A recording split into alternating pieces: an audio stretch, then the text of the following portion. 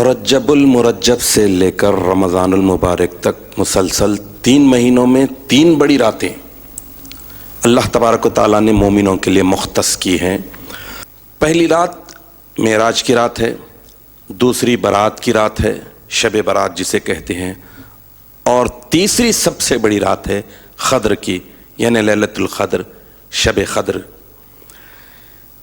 یہ تینوں راتیں اپنی اہمیت، فضیلت، قدر و منزلت میں ایک دوسرے سے الگ الگ ہیں۔ معراج شریف میں کائنات کا ایک بہت بڑا واقعہ، بہت بڑا معجزہ رونما ہوا۔ اس ایک معجزے میں ہی اللہ تعالیٰ نے کئی معجزوں کو ظاہر فرمایا۔ معراج کی شب چونکہ فضیلت والی ہے، عظمت والی ہے، کائنات کے یادگار ترین واقعات سے بھری پڑی ہے، اس لیے اس رات جو عبادت کی جاتی ہے وہ عبادت کون سی ہو، کیسی ہو، چونکہ شب مختصر، رات ایک ہی، اور اس رات میں عبادت کرنا ہے۔ عزیزان محترم، یہ زمانہ کٹ اینڈ پیسٹ کا ہے، لائک فارورڈ کا ہے، دوسروں کی تقلید کی جا رہی ہے جو انتہائی غلط اور بری بات ہے۔ اللہ تعالیٰ نے آپ کو اور ہم کو اعلیٰ قوم میں پیدا کیا ہے۔ عبادت کا سب سے اونچا مقام، اونچا درجہ وہ یہ ہے کہ جس کی عبادت کر رہے ہیں اس معبود کو دیکھنے کی طلب اور تڑپ ہو، معبود کے شایع نشان عبادت ہو، اور عبادت میں اولین شرط ہے ادب۔ تو اس بات کو ملحوظ رکھتے ہوئے آج آپ کے سامنے معراج کی شب میں عبادت کیسی ہونی چاہیے، عبادت کا معیار کیا ہو، اسٹینڈرڈ کیا ہو، کچھ ضروری باتیں آپ کے سامنے رکھنے کی سعادت حاصل کر رہا ہوں۔ دیکھیے، دستور بھی ہے کہ ذمے جب بھاری بھاری کام ہو، بڑے بڑے کام ہوں، تو ہلکے، غیر ضروری، غیر اہم، بیکار کاموں میں پھنسانا کیا یہ عقل مندی ہے؟ جس کے تعلق سے پوچھ ہوگی، سوال ہوگا، جس کا حساب و کتاب ہوگا، جس کا حساب بھاری ہو وہ کرنا چاہیے۔ پوچھ ہوگی فرض کی، حساب و کتاب ہوگا بھاری کام کا، غیر اہم بیکار کام پر تو ڈبل حساب و کتاب ہوگا۔ یعنی ایک یہ کہ جو چیز اہم ہے، فرض ہے، ضروری ہے، اسے نہیں کیا، اس کا حساب دینا ہوگا۔ اور دوسرا یہ کہ جو چیز غیر اہم ہے، بیکار ہے، ضروری نہیں ہے، اسے کر رہے ہیں، یعنی ضروری کو چھوڑ رہے ہیں، غیر ضروری کو اختیار کر رہے ہیں، جس کی وجہ سے وقت برباد ہو جاتا ہے۔ تو یہ بات طے ہے کہ جب رات بڑی ہے تو اس رات میں کی جانے والی عبادت بھی بڑی ہونی چاہیے، انٹینشن بہت اونچا بڑا ہونا چاہیے، نیت اعلیٰ ہونا چاہیے۔ اب معراج شریف میں بے شمار واقعات ہوئے، معجزات اللہ تعالیٰ نے ظاہر فرمایا، اور معراج شریف میں اللہ تعالیٰ نے دیگر فرائض تو زمین پر وہی بھیج کر فرض کی ہے، لیکن معراج شریف کی عظمت کا اندازہ لگائیے کہ بندہ خدا سے 5 مرتبہ دن میں دو بدو ہوتا ہے، روبرو ہوتا ہے، تو اس فرض کو اللہ تعالیٰ نے اپنے حبیب پاک محمد عربی صلی اللہ تعالی علیہ وسلم کو اپنے روبرو بلا کر فرض کیا ہے۔ تو اب اس حساب سے دیکھیے کہ یہ نماز بڑی اہمیت کی ہے۔ نماز کے تعلق سے پوچھو گے نماز کی اہمیت کیا ہے، اس کی فضیلت کیا ہے، یہ کتنا بڑا بھاری کام ہے، اور اس کے تعلق سے کیسے پوچھا جائے گا، کیسے حساب لیا جائے گا، میں آپ کے سامنے ابو داؤد، ترمذی اور نسائی شریف میں درج سیدنا ابو ہریرہ رضی اللہ تعالی عنہ سے مروی حدیث شریف رکھنے کی سعادت حاصل کروں گا۔ حضرت ابو ہریرہ رضی اللہ تعالی عنہ فرماتے ہیں کہ سمعت رسول اللہ صلی اللہ تعالی علیہ وسلم یقول ان اول ما يحاسب به العبد یوم القیامت من عملہ صلاتہ، یعنی حضور اکرم نبی مکرم صلی اللہ تعالی علیہ وسلم ارشاد فرما رہے ہیں کہ بے شک بندے سے قیامت کے دن جو سب سے پہلا سوال ہوگا، پہلی پوچھ ہوگی، اس کے اعمال میں سے صلاتہ، اس کی نماز، یعنی نماز کے تعلق سے پہلا سوال ہوگا۔ تو اب اندازہ لگائیے کہ اللہ تعالیٰ اعمال میں سب سے پہلے کس بات کی پرسش کر رہے ہیں، حساب و کتاب لینے والے ہیں، کون سا سوال پہلے کیا جانے والا ہے؟ وہ ہے نماز کے تعلق سے۔ اور نماز معراج شریف کا بہت بڑا تحفہ ہے، بہت بڑا عطیہ ہے۔ عزیزان محترم، نکتے کی بات ہے کہ وقت کا صحیح استعمال بھی بہت بڑا ہنر اور بہت بڑا فن ہے۔ وہ انسان بدترین بے وقوف ہے جو وقت کو بیکار، لایعنی، چھوٹی اور غیر ضروری چیزوں میں برباد کر دیتا ہے۔ نماز مومنوں پر فرض ہے، 5 وقت کی نماز فرض ہے، نماز کسی حال معاف نہیں ہے، نماز کی قضا ہے۔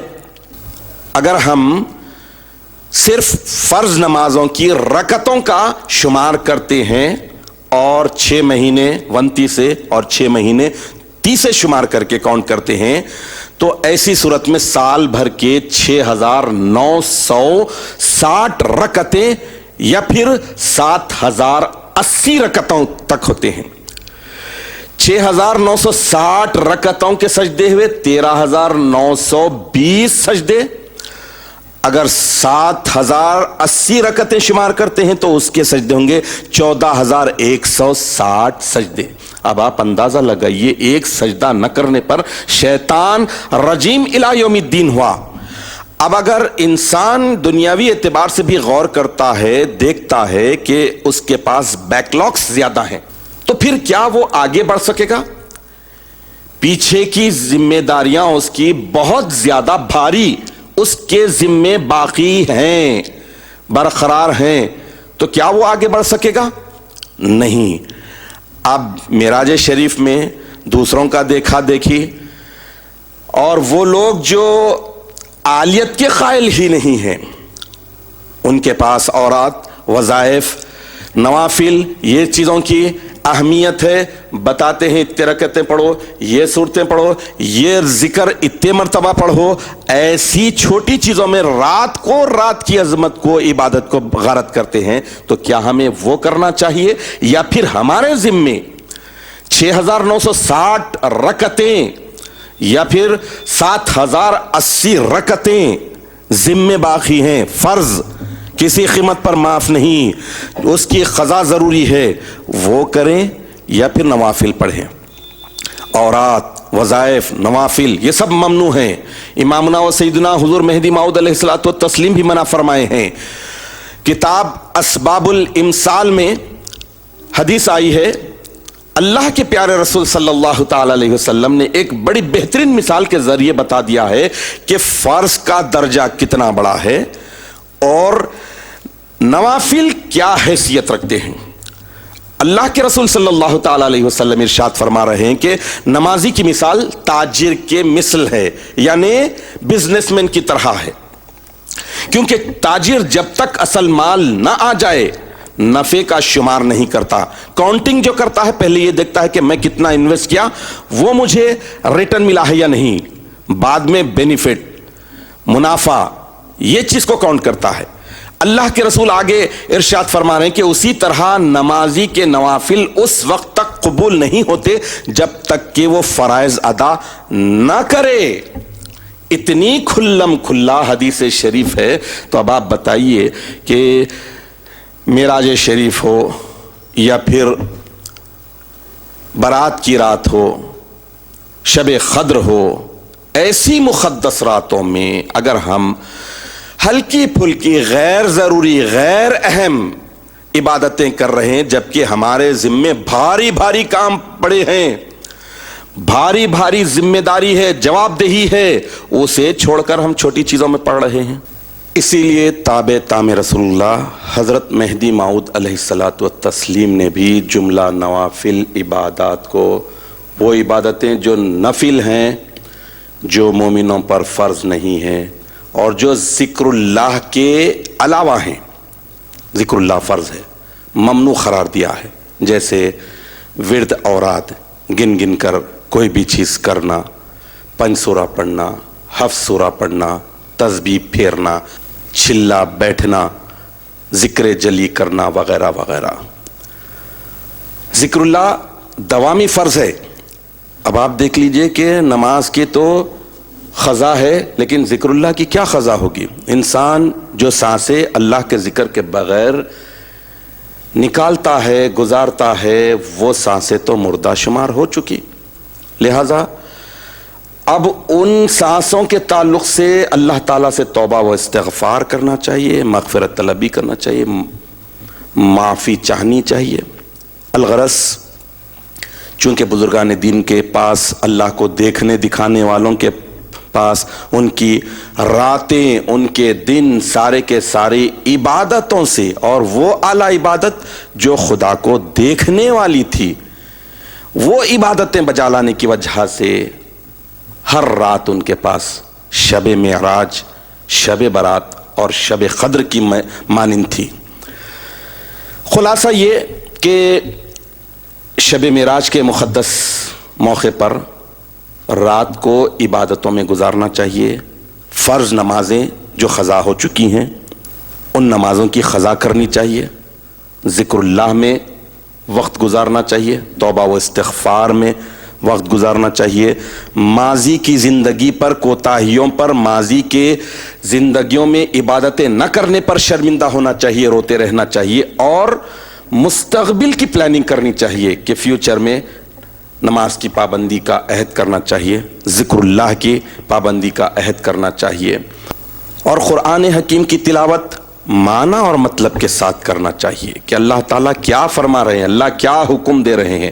اپنے کلام پاک میں، اپنے عشق نامے میں اللہ تعالیٰ عشق کی کون کون سی باتوں کو اختیار کرنے کا حکم دے رہے ہیں، اور کون کون سی باتیں عشق میں رکاوٹ بننے والی ہیں، اس سے بچنے کا حکم دے رہے ہیں۔ یہ بھی اگر ہم پوری ایمانداری کے ساتھ، پورے ڈر اور خوف کے ساتھ اس رات میں تلاوت قرآن کرتے ہیں تو یقین جانیے کہ یہ زندگی میں تبدیلی کا بڑا ذریعہ بن سکتی ہے، اور دیگر عبادتوں کو اللہ تعالیٰ نے جو بندوں پر فرض کیے ہیں اسے بجا لانے کی طرف اللہ تعالیٰ سے رجوع ہونا چاہیے۔ تو سمجھ لیجئے کہ پھر ہماری زندگی واقعی کام والی ہو جائے گی۔